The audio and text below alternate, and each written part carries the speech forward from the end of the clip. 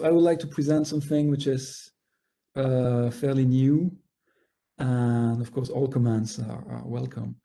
So let me just share the PowerPoint. Okay, now I am in full screen mode, so I hope it works on your side.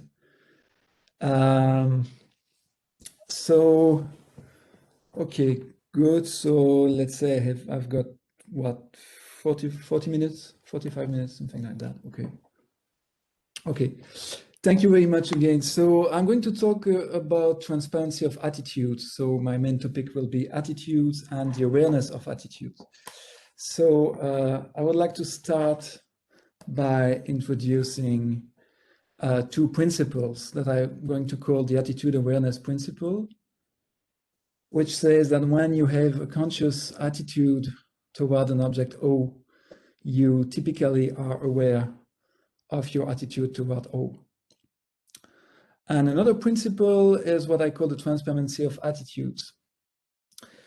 Attitudinal differences are grasped by directing one's attention at intentional objects and not by turning away from them. Now, there is seeming tension between the attitude awareness principle and the transparency of attitudes. And the goal of the paper that I'm going to present is to create a presumption in favor of the attitude awareness principle. And my thesis is that the attitude awareness principle is not only compatible with the transparency, so I hope to show that they are compatible. The two principles are compatible, but I think it is also adopting and endorsing the attitude awareness principle is also the best way of accounting for the transparency of attitudes. Okay, so here's my plan. So the paper is divided into 4 sections, and section 1 is about the attitude awareness principle. I'm going to say something more about that. And then I will say something about the puzzle of transparency. I will review the main options to solve the puzzle. And then I will sketch, if I have time, I will sketch an experiential account of the transparency of attitude. So the idea of experiential account is precisely to rely on the attitude awareness principle in order to account for the transparency of attitudes. So to mix up the two principles together. Okay, so let's start with the first section. The goal of the first section is to set the stage for what follows by introducing the attitude awareness principle. And I will start with a fairly broad picture, and I will narrow down the parameters gradually, so to speak.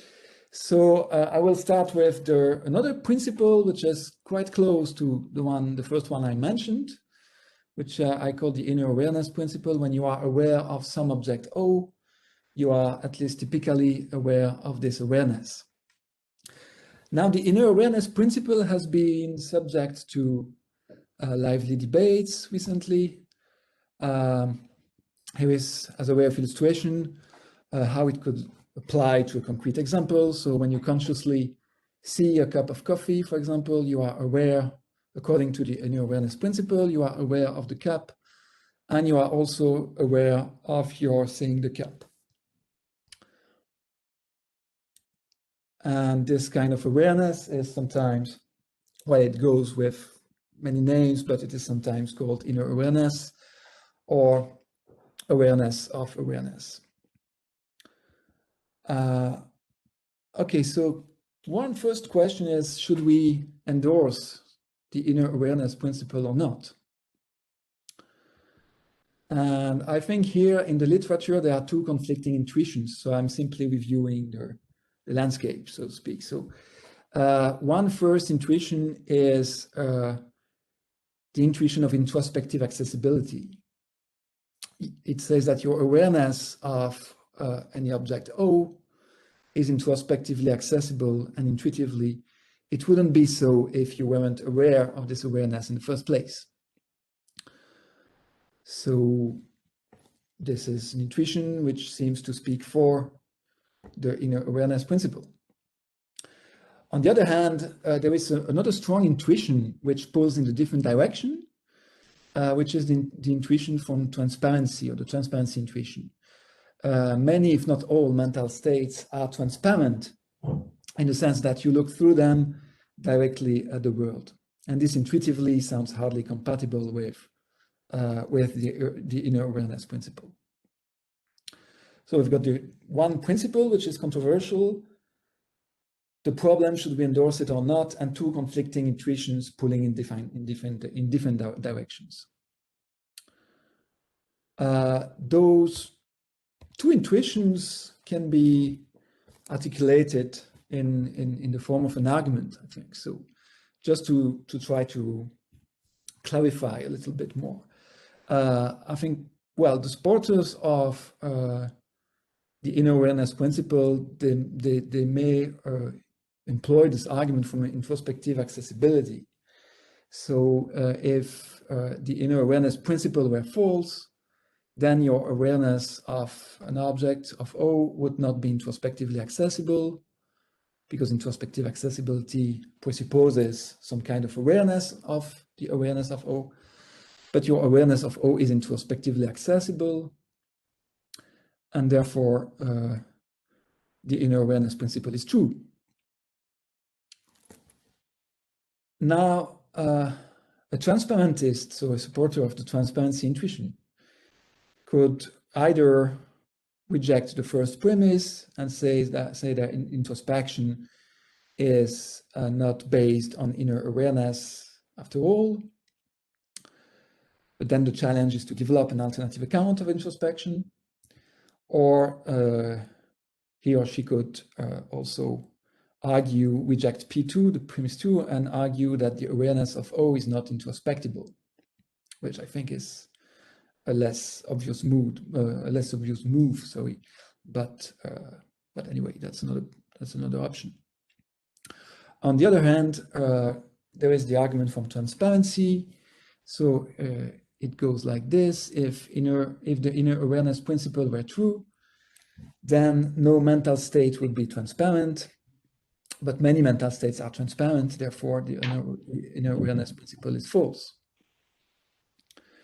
And here again, an introspectionist, so an opponent to the argument from transparency, could reject the first premise and say that, and argue that transparency is compatible with inner awareness, or argue that transparency is restricted or is to be understood in a weak sense.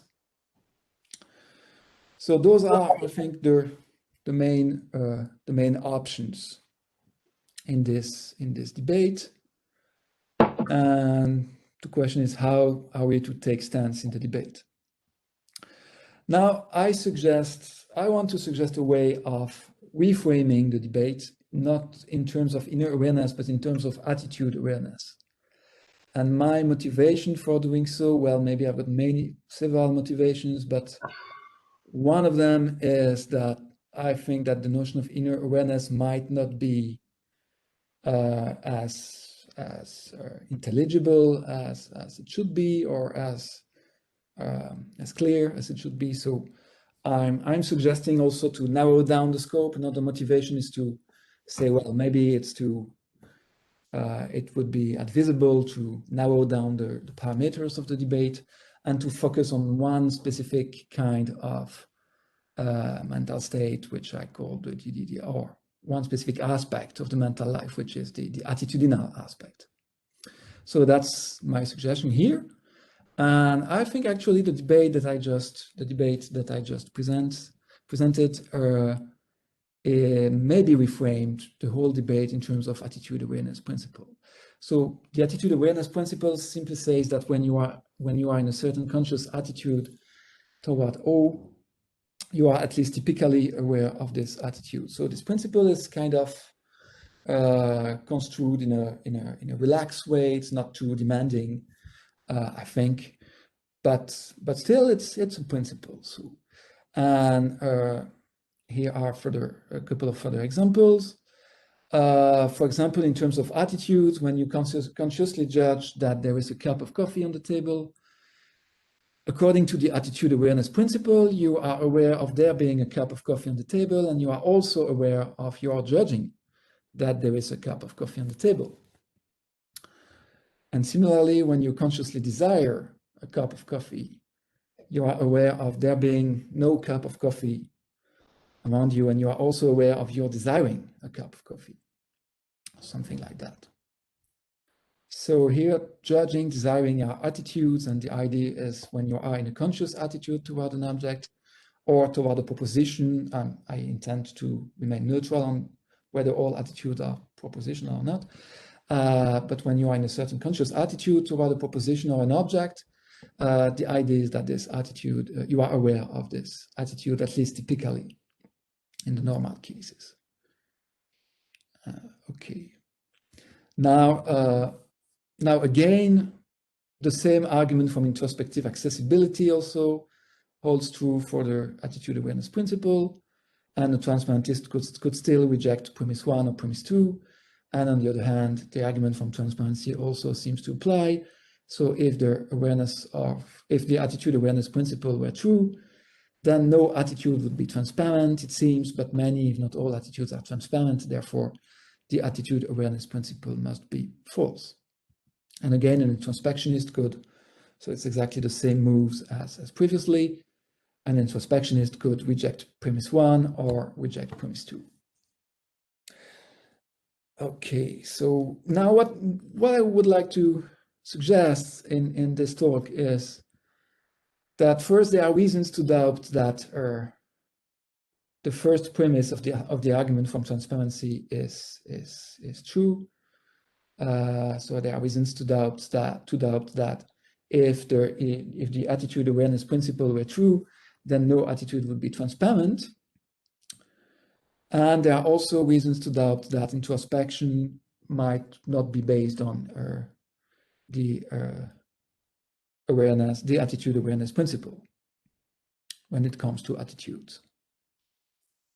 So basically, what I would like to do in the remaining of the talk is, addressing those two aspects of the debate, which correspond basically to the two main, the way I see it, the two main moves that a transparentist might make in order to defend the transparency of attitudes.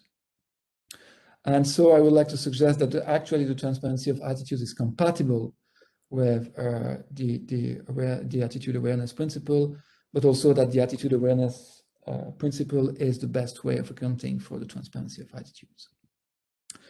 So this brings me to the next section, and here I would like to say something about transparency and the puzzle of transparency, or maybe the puzzles in plural, because I believe that there are several transparency theses which have been put forth in the literature. And so here is the main idea of the section. Transparentists typically assume that transparency facts speak against inner awareness theories and hence against the attitude awareness principle. And in this section, I want to challenge this assumption by briefly reviewing several transparency facts pointed at in the literature and suggesting that those facts are not incompatible, or at any rate not necessarily compatible with the attitude awareness principle. Okay. So first, let me start with this section with, let me open this section with a couple of general remarks. Philosophical discussions on the relation of consciousness, the relation between consciousness, inner awareness, and introspection often start by introducing some transparency thesis and proceed from there to defend some theory. So very roughly, the overall line of reasoning seems to be something like this. First, a transparency thesis is put forth, which thesis is taken to capture a certain fact or a certain datum about the experience, call it a transparency fact. And then a theory is proposed as a way of accommodating the relevant fact and I shall call it the transparency theory. Now, so I think there is a simple pattern here, but in many cases there is room for discussion about first what the transparency fact exactly is. It's not always clear. What transparency theory it is taken to support, and also under what assumptions the fact actually supports the theory, if it does.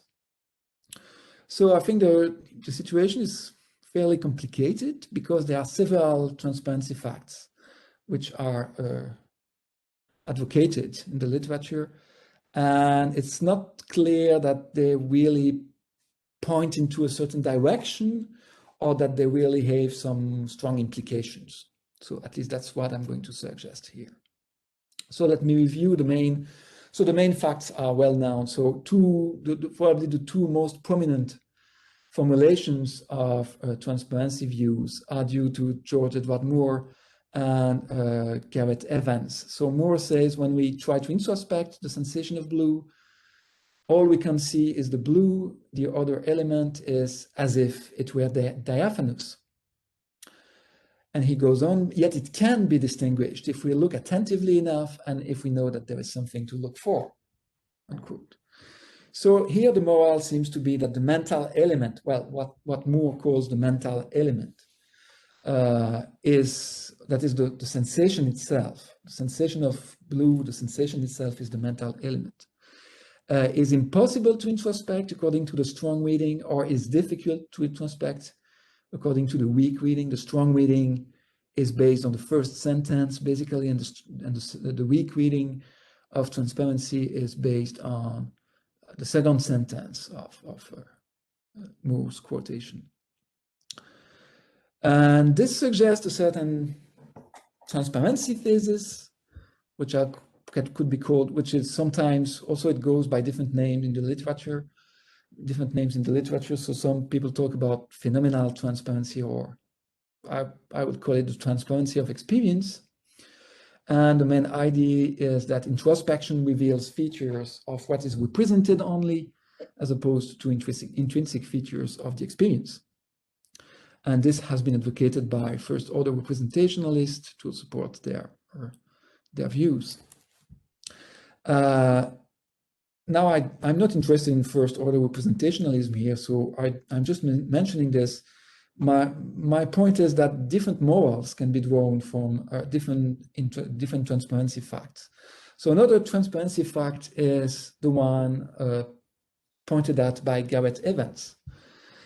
Evans writes, in making a self-ascription of belief, one's eyes are, so to speak, or occasionally literally directed outward upon the world. If someone asks me, do you think there is going to be a third world war? I must attend in answering him to precisely the same outward phenomena as I would attend to if I were answering the question, will there be a third world war? Unquote. So here the moral seems to be different. Well, actually, I believe that there is also some commonality between the two transparency facts, but I'm going to say more about that in a minute. But my first point is that the moral seems to be different. Introspection here is, let's say, not an inward-looking process. So the moral seems to be a moral about introspection, not being difficult or impossible, but being an inward-looking process. So the nature of introspection is at place, the main topic here. So, and from there, it is sometimes from there, some people move to another transparency thesis, which is the transparency of belief, or the self-ascriptive transparency, or self-ascription transparency. The idea is that self-ascription of belief is arrived at by considering what is the case in the world and not by introspecting. So it's really about belief, whereas of the sensation. So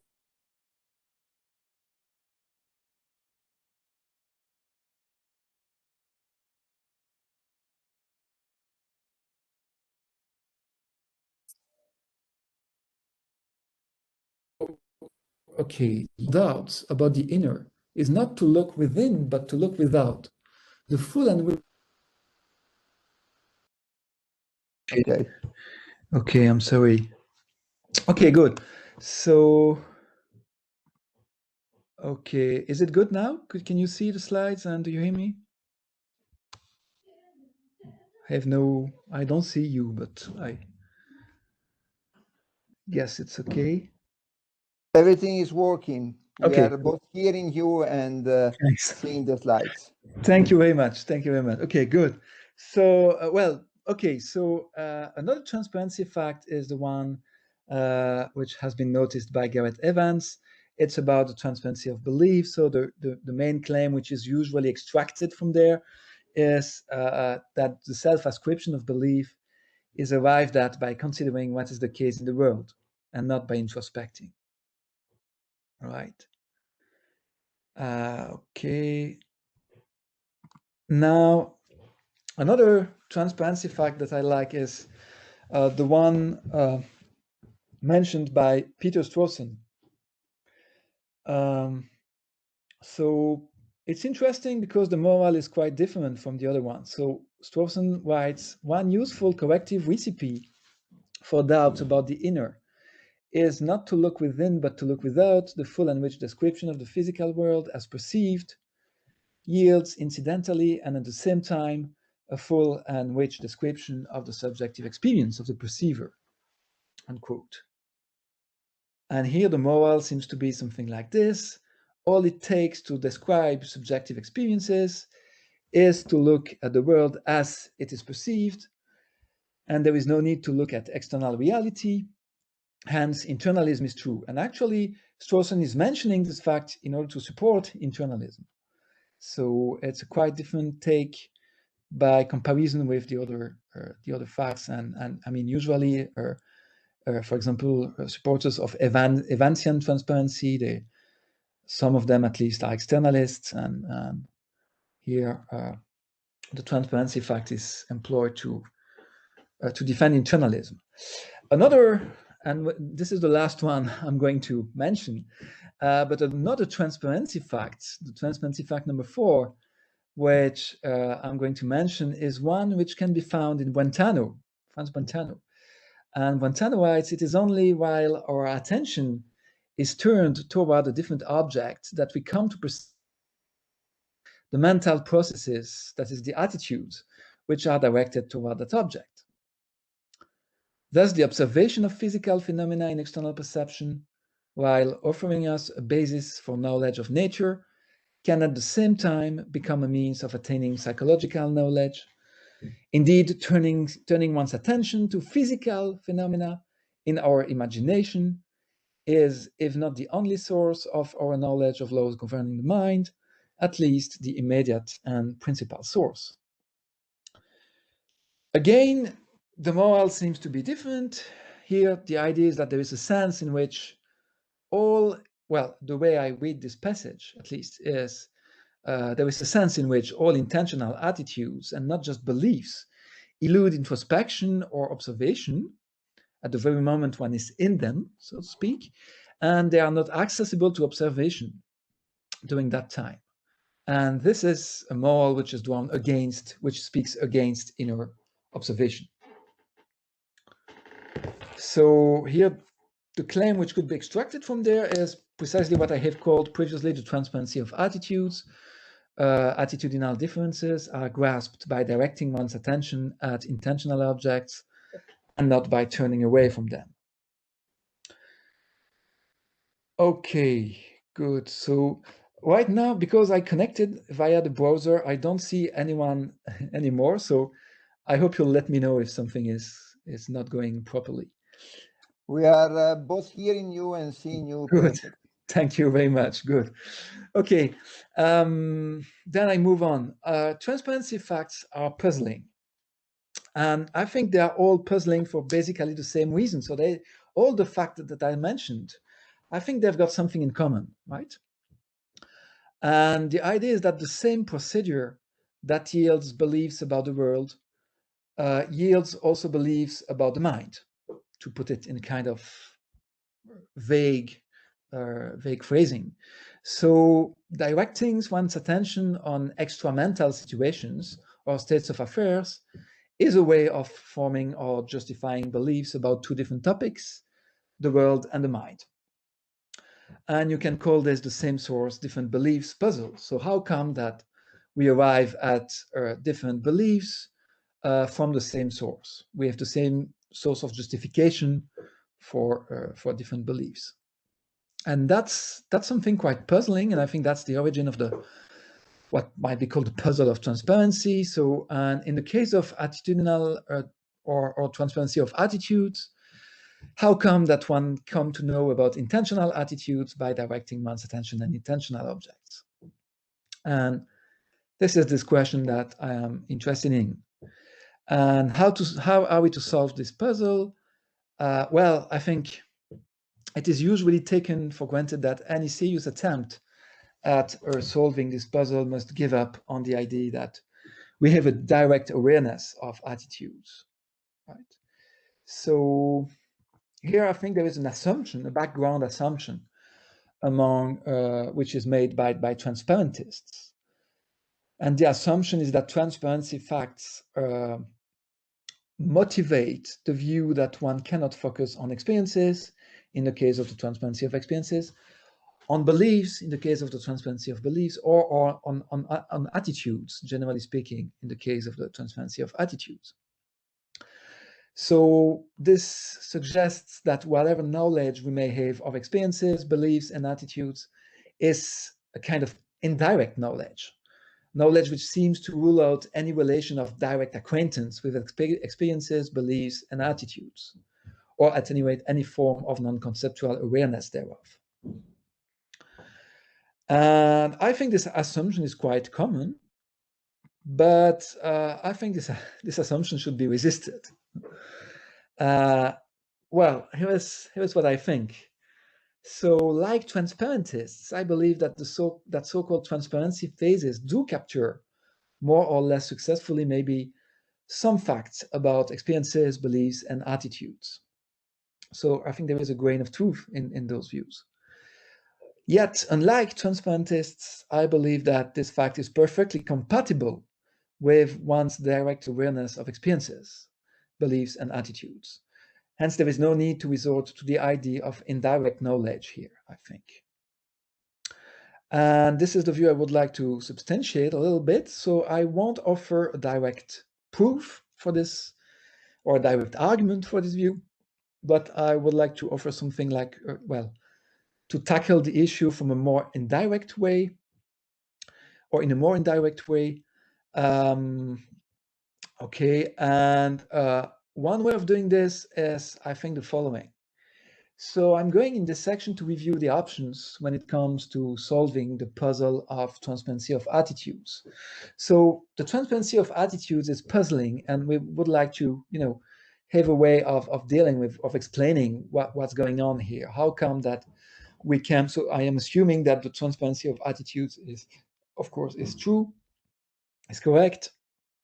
And the question is, how come that we can discriminate attitude types, and we can also discriminate, we can also capture or grasp or attitudinal differences by looking at intentional objects.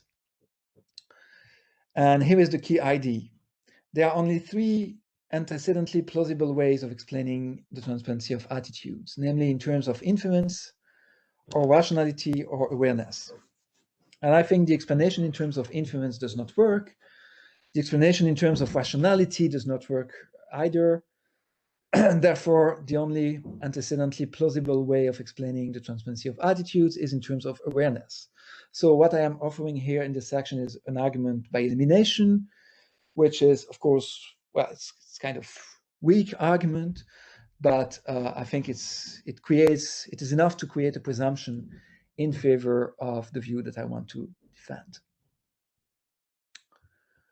Okay, so what are the main options here? So we would like to account for the transparency of attitudes. So how come that we can discriminate attitudes or attitudinal differences by attending at intentional objects?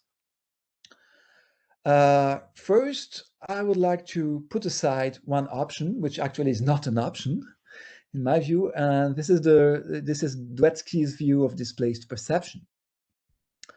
So here is the main idea. You sometimes come to see something by looking at something else, Dewalque says. For example, you see how much you weigh, not by looking at yourself, but by looking at the bathroom scale on which you stand. And this is, of course, because the bathroom scale has the function of indicating the weight of the people or the person who stands on it.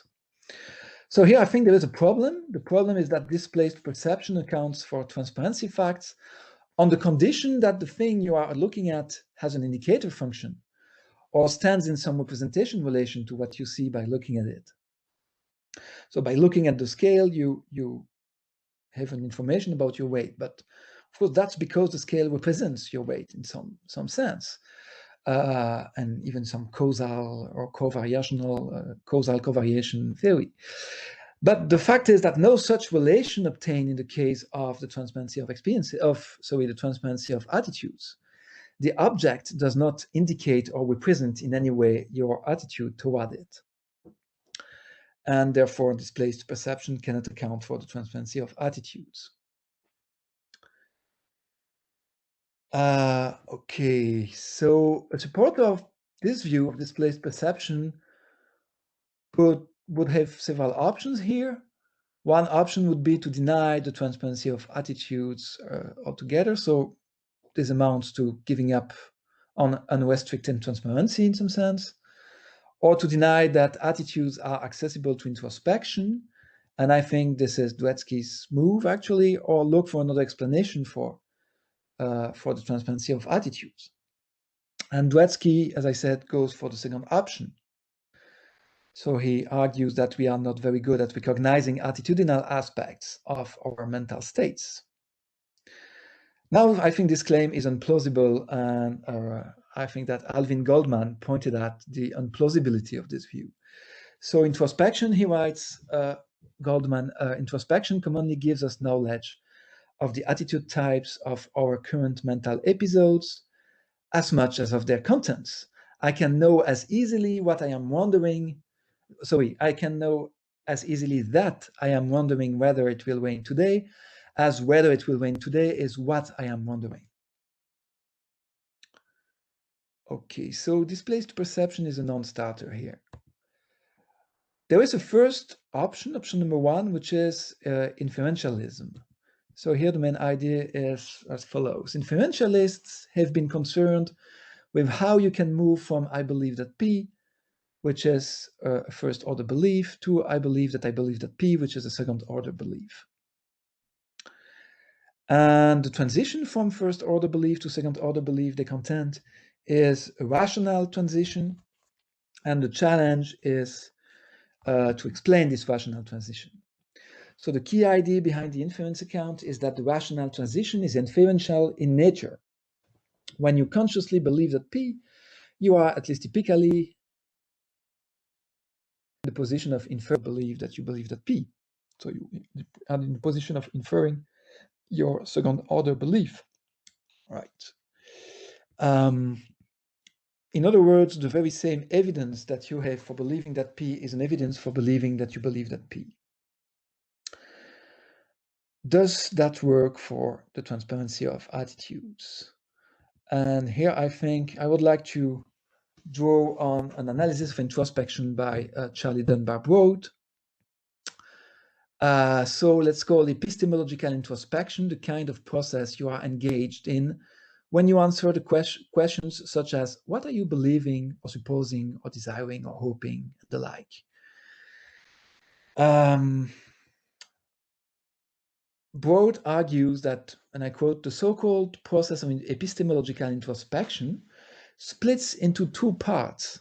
One is not introspection at all, but is merely the statement in words of certain propositions which are judged or supposed in the original situation.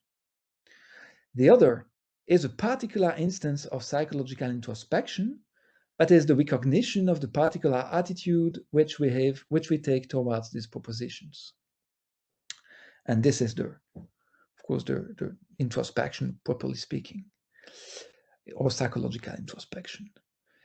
And I think the moral is that recognizing what you believe or what you suppose, desire, hope, and the like, is one thing, but recognizing what kind of attitude you are taking toward P, and recognizing more or less subtle differences in intensity is another thing. And I take this to be a very good suggestion and a very good distinction, actually. And so my suggestion is that inferentialism might account for the first, but not for the second. So from looking at the world, perhaps you can infer that what you believe is P, but it is hard to see how you can infer that you believe P, as opposed to merely entertaining P or contemplating P or supposing P or whatever. And here is a way of articulating this, the idea that, well, there is no inferential path which leads from your believing that P to your believing that you believe that P. That is to the ascription of an attitude, really. If different attitudes can have the same content, and conversely, then attitudinal distinctions cannot be inferred from contentual distinctions, so distinctions about the objects or the content. But now different attitudes can have the same content, and therefore attitudinal distinctions cannot be inferred from contentual distinctions. So it seems that by looking at the intentional object or by looking at the proposition that I believe in, it seems that I cannot just infer what kind of attitude I'm in. And it seems very hard to figure out how we could do this inferentially. So I think inferentialism is one option which has been prominently pursued with respect to the transparency of beliefs. But when it comes to the transparency of attitudes, that is, when it comes to accounting for different attitude types and different attitudinal differences, I think this option is not a real option. So another option is rationalism. This is an option which has been defended recently by Daniel Stoljar. Stoljar argues that we should start with a requirement of rationality, which says if one is in a conscious state C, one will believe that one is in C. And this is not a rule of inference, for it does not state how one should infer from one belief to another. This does not suppose to be guided by the rule. So we are not supposed to be guided by this as a rule, but this is a subpersonal, this is just the description of a subpersonal mechanism. So the idea is that when you consciously believe, and again, so it's a strategy which has been applied to the transparency of beliefs. And okay, so when you consciously believe that P, then it is rational for you to believe that you believe that P. The rational transition does not need to be inferential, Stoljar argues. It is not a matter of inferring a second-order belief from some premises. It is just a matter of being rational and being rationally motivated in believing that you believe that P. So now my own impression is that that rationalism faces the same difficulties than inferentialism when it comes to attitude. So let's say perhaps it can account for attitude ascription. Not sure about that. But can it account for attitude type discrimination? So the discrimination between different attitude types like judging, desiring, and the likes. And assuming it can account for attitude type discrimination, can it account for attitudinal differences such as differences of intensity? For example, I strongly believe or I have a weak belief. How are we going to account for such differences? So suppose, for example, you are convinced that the cup of coffee is empty. It is no more rational for you to believe that you are convinced than to believe that you believe. So the difference between being convinced and believing, let's say, perhaps it's a difference of intensity, and I don't see, well, it's not clear how a rationalist is supposed to account for that difference.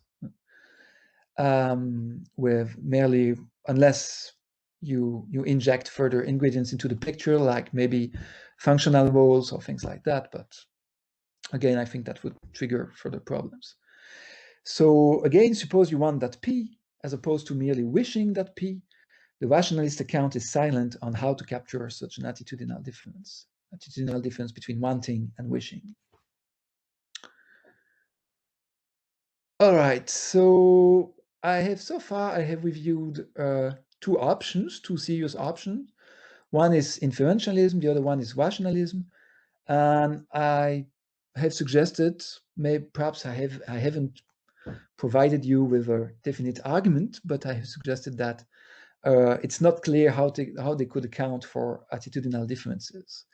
Now, what about the third option, which is experientialism?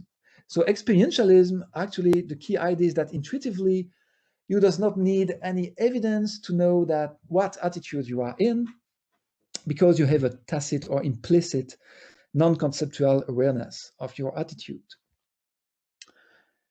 And I think one way of construing experientialism is precisely as an endorsement of the attitude awareness principle.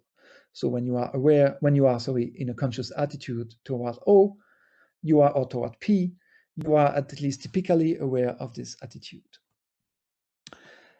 Now the challenge, I think, is to construe attitude awareness in a way which is compatible with the transparency of attitudes.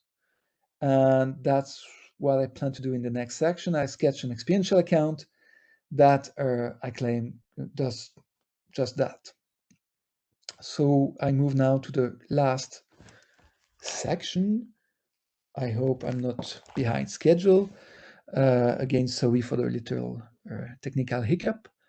And now I'm going to say something about the experiential account, so the positive account that I think might be a good, promising way to go here.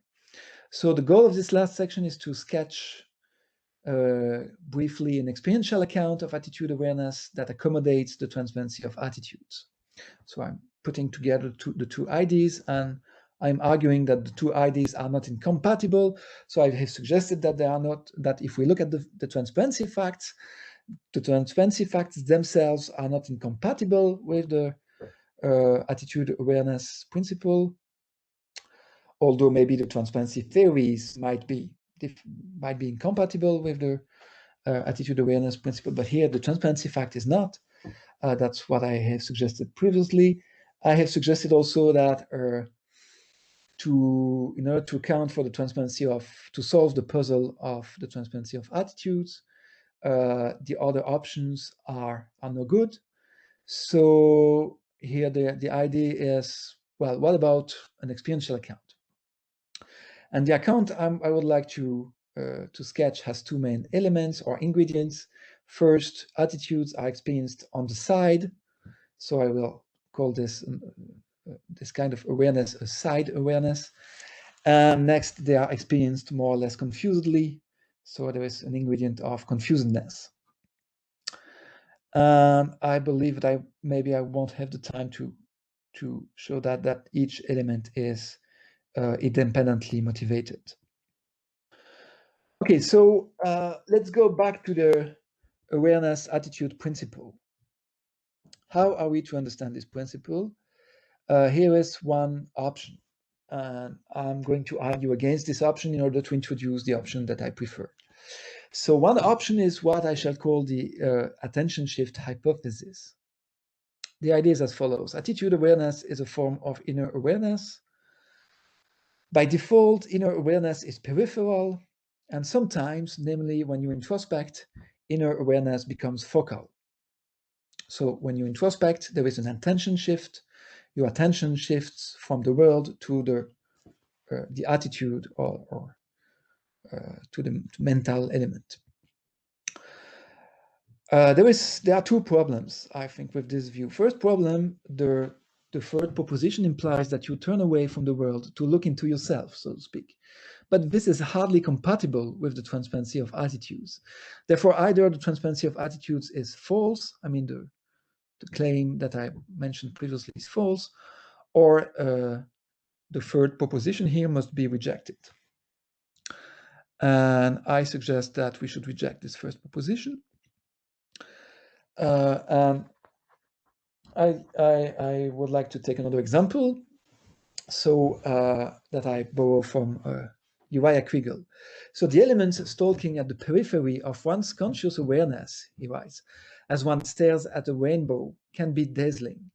The dark shadows below the rainbow, the distant sound of car engines in the highway across the field, and so on. A full list of the peripheral elements in the above rainbow experience would have to include awareness of that very experience, or awareness of awareness. And this would be peripheral inner awareness in the normal go of things, though could turn into focal inner awareness when the subject introspects. So we have this attention shift here, which is illustrated, which is the view that Kriegel endorses. And I think the attention shift hypothesis raises another problem. Is your attitude toward P or toward O really another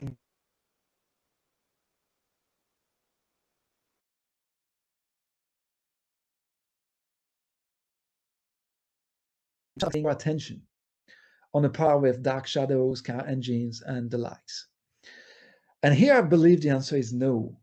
I believe that this is a bad description of the situation. I believe your attitude toward something is not another peripheral object. Like, for example, right now in my peripheral field of vision, I've got a red box, but the red box is in the periphery of my visual field, and it is there. And I can, if I wish, I can shift my attention from the screen of my laptop to the red box.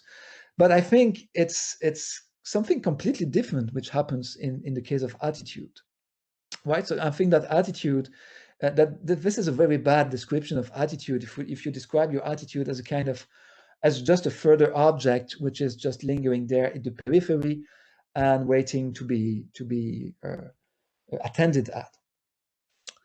So what alternative do we have? So here is the proposal that I would like to submit to the discussion. Attitudes are determinations, are not objects, but they are determinations or modifications of the way things are represented. And actually, I think you could express this maybe using Kriegel's Hyphenism. So this is the idea that that which is judged is represented as true, and the use of hyphens is supposed to symbolize the fact that we are dealing with a kind of a built-in modification. Right? So it's the attitude itself, it's the representation itself which is modified. It's the way we are representing things, or the way things are represented, which is modified. Another example, that which is desired is represented as good, for example. And the idea is that maybe similar phrasings could apply to other kind of attitudes. So could we use this idea to solve the puzzle of the transparency of attitudes? Suppose again there is a cup of coffee lying on the desk in front of you. And you can attend at the cup of coffee in order to find out information about the cup. For example, whether it is empty or not. You can look more closely at the cup. Maybe you can come closer, you can take a different look. Yet, according to attitudinal transparency, you can also attend at the cup of coffee in order to find out how it is represented in your experience. That's what I'm suggesting now. So the idea is this does not involve a turning away from the intentional object, that is the cup of coffee. Rather, it involves a modification, so to speak, of the way you look at the cup of coffee, but you are still looking at the cup. So your attention is still focused on the cup of coffee itself, and your attention does not shift away from the cup to some other, to your attitude, which would be some kind of peripheral object. I think the attitude is not a peripheral object, and so it doesn't make sense to talk of switching the attitude, the focus of your attention from the cup to the attitude. Rather, your focus stays on the cup, but you look now at the cup in a different way if you are interested in the attitude that you have. Your attention is still directed at the cup of coffee. Your awareness of the cup presents you with the cup as represented as being there, for example, as represented as absent, or as represented as good, or in the case maybe of imagination, the cup of coffee is represented maybe as absent. In the case in which you desire a cup of coffee, maybe it is represented as good, and the like. So how does that help solve the puzzle? Okay, that's the proposal. There is no difference between directing one's attention at the attitude and directing one's attention at the object or the proposition towards which the attitude we have the attitude. So attending at the attitude just is attending at the way the proposition or the object is represented, for example, as represented as true, represented as good, and the likes. Now, attending at the way the object is represented just is attending at the object as represented. So your focus stays on the object. And therefore, attending at the attitude just is attending at the object as represented. So your attention is not shifting from the object to some, and does not become some kind of inward-looking process, is not devoted to some kind of inward-looking process. Actually, you are still considering the cup itself, but as represented in a certain way. Okay, now I think maybe Brentano came close to this solution, or this solution is something close to what Brentano had in mind. Brentano writes, if we present to ourselves explicitly and not just implicitly a particular part of a presented whole, then presumably we will always notice this explicit presenting as well. And again, it is plain that when one thinks of a primary object that is an intentional object, in an implicit way, one also thinks and must perceive implicitly that one thinks. Furthermore, it is plain that when one has a presentation of, accepts or rejects, and the likes, a primary object in an explicit way, one also thinks and acknowledges explicitly and hence notices that one thinks, accepts, or rejects. And he concludes, noticing something and at the same time not noticing that one notices it, this would be self-contradictory. So here is the idea. I'm almost at the end of the presentation, but just to extract the main thought from there. In successfully attending at O, you notice O or the aspects of O. So Brentano has this difference. I'm happy, I don't have the time to elaborate on the distinction between attending and noticing, but I'm happy to talk about that during the Q&A if you wish. In noticing aspects of O, you notice aspects of your corresponding attitude. And I think this claim actually captures the transparency of attitudes. And therefore, in successfully attending at O, you notice aspects of your corresponding attitude. Okay, so that's the idea that here, I think we've got the two together, the two principles. The attitude awareness principle, which says whenever you are in a conscious attitude toward something, you are aware of being in this attitude. And at the same time, this accounts for the transparency of attitudes, because being aware of the attitude is actually being aware of the object. It's not something else. Okay. Okay, maybe I can skip this because I'm wondering whether I'm afraid this might be too long. So just a word about confusedness. Just like the awareness of objects, the awareness of attitudinal features is more or less confused or distinct, and that's another idea which I borrow from Brentano, and I think it's quite interesting to inject this idea into the model here. So think again of the rainbow experience. Admittedly, your overall experience, that is your total experience when staring at the rainbow, is a complex one. There are many objects that can be noticed from the scene presented to you, and as many attitudes towards those objects. So how are you going to notice those attitudes? I guess here I suggest again the idea is, well, you just look at objects and you notice the corresponding attitude. So when the objects are not noticed, they are not distinguished from one another, right? And the related attitudes are not distinguished either, but are apprehended only confusedly. So confusedly means that you have some confused awareness of a kind of overall attitude or attitudinal aspect of your mental state, but you are not able to discriminate within this total or attitudinal aspect, specific attitudes or specific attitudinal aspects. So you do not discriminate, you do not distinguish among this kind of, it's kind of blurred, so to speak. Okay, so conclusions. I started with two principles, the attitude awareness principle and the transparency of attitudes. And my goal was to create a presumption in favor of the attitude awareness principle, while at the same time, I think it's important to do justice to some transparency. And I think the transparency of attitudes, as it is put here, might be something that we should accept.